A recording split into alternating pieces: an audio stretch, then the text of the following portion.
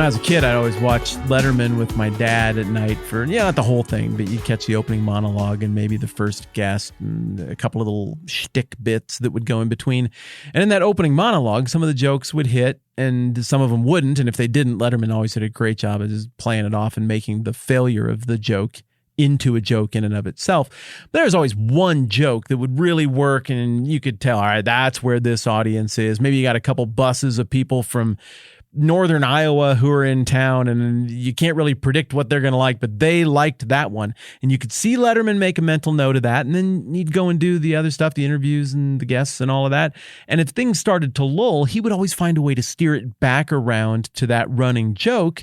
And everyone would be like, oh, that's right. We're having fun here. That's what we're doing. That's right. That's kind of what we're laughing about tonight. And it was really effective. And I remember making a mental note of that with my dad and he and I processing that whole strategy.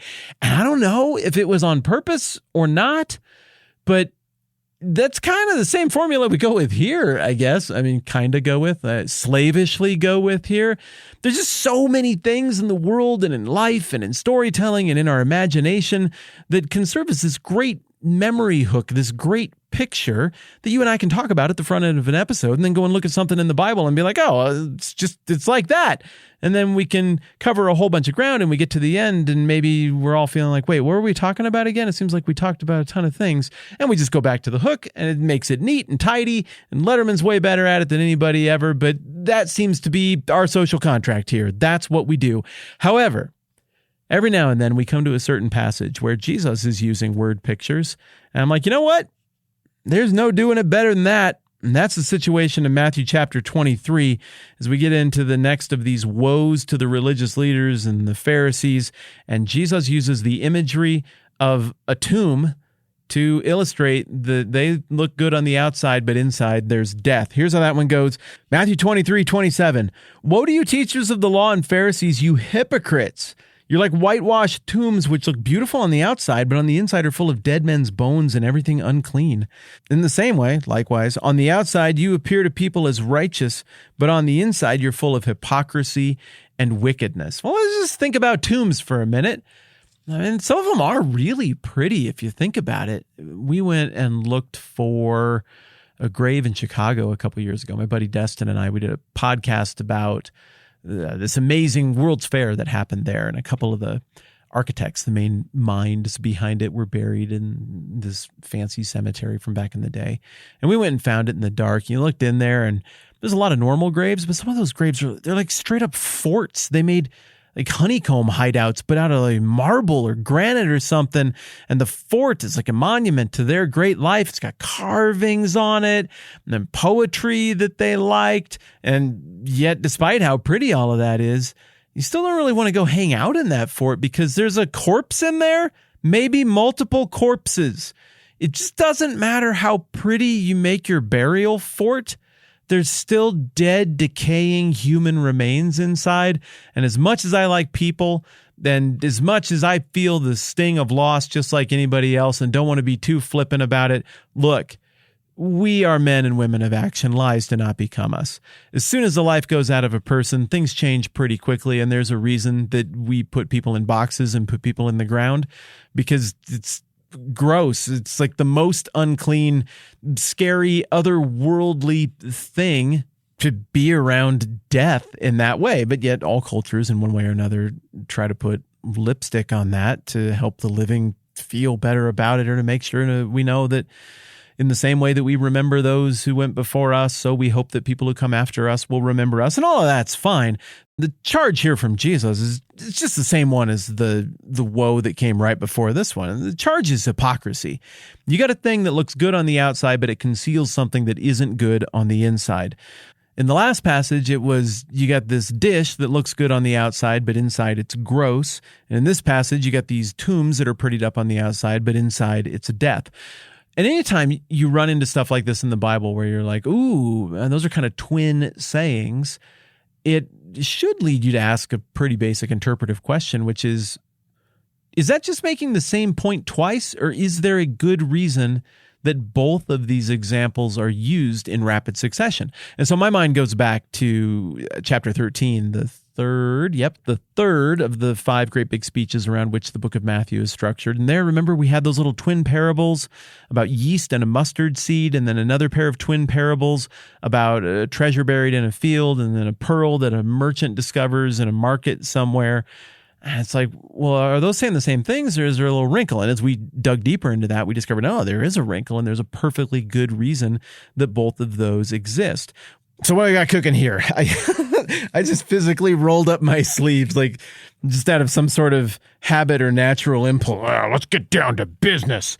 All right, we got the analogy of the cup. The outside's clean. The inside, as we talked about yesterday, is gross. It's like, and why is that gross? Because if you grab a clean eating or drinking vessel and then it has the nastiest stuff ever in it, it's like a betrayal. And whether you've got a religious sense of clean and unclean or not, everybody's got a sense of taboo. Everybody's got a sense of grossed out.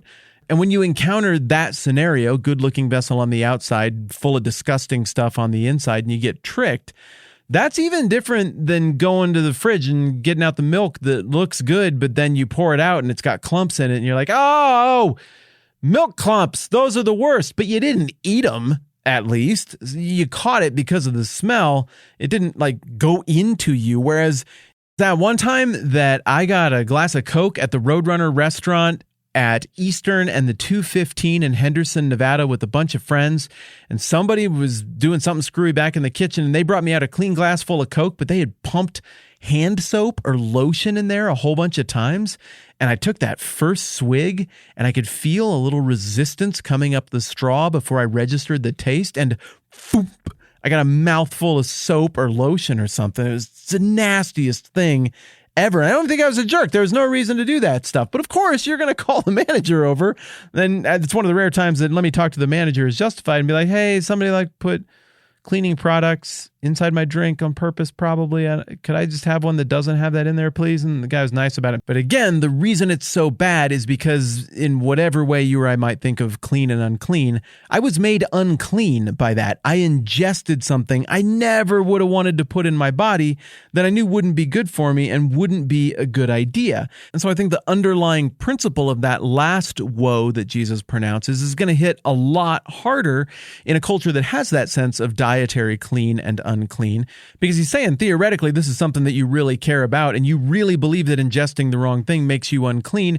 And you guys yourselves are the walking embodiment of a dirty trick that makes people unclean. Your deception has consequences and inflicts uncleanness on others by your own standards of how clean and unclean work. Then this next illustration that we're talking about today with the whitewashed tombs hits on another point of clean and unclean that is a carryover from the Old Testament civil, ceremonial, clean and unclean laws. And that is the uncleanness that comes with being around death. Now think about it. You are grossed out, get the heebie-jeebies, and feel your taboo ickness very differently if you go and grab a clean glass and pour some water in there and then discover that there's some nasty, disgusting residue that you just ingested. That's a very different grossed out than you feel if you go to move some stuff around in the yard and something smells a little funky and you flip it over and you discover that something has died right there in the backyard underneath the box or something, and it's being consumed and it reeks and you feel that gag reflex.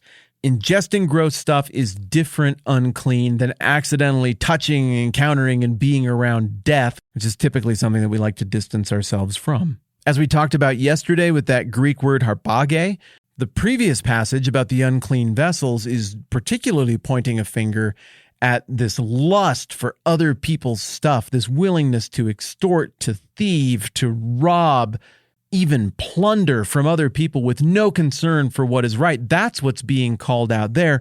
In this whitewashed tombs example, Jesus says overtly, looks good on the outside, but on the inside is a hypocrisy and a wickedness. I will paraphrase a little bit and also say an evil, a corruption that leads to death, that is spiritual, soul, even physical death. It's right there under the surface.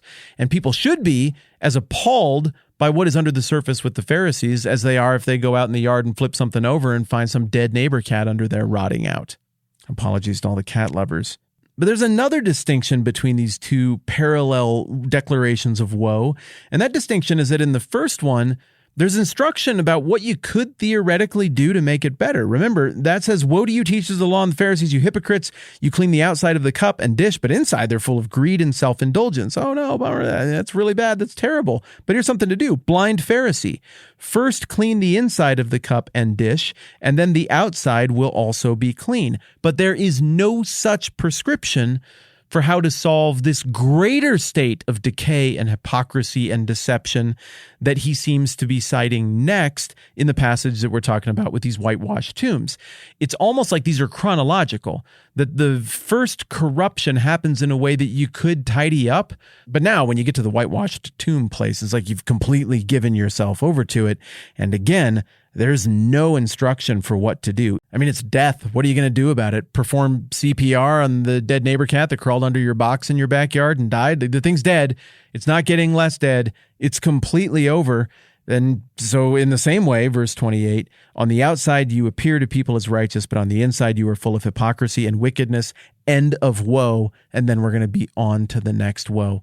As we discussed yesterday, all of these woes are escalating and they're all playing off of the previous woe in the same way that the drinking vessel's woe doubles down on the imagery of clean and unclean that was introduced in the woe about the donations and the straining out the gnat but swallow a camel business. So the next woe is going to pile onto this imagery of tombs and death and decay as we get down the home stretch to the final and complete denunciation of everything about the Pharisaic mess that Jesus is pointing out. Real quick before we go, I've just got one special thank you that I want to say before we close things out, and that is a huge thank you to Jesus of Nazareth for coming up with the likewise illustration today. I think it was really smart and really effective, and he just deserves a lot of credit for that. I'm Matt. This is the 10-Minute Bible Hour Podcast. Let's do this again soon.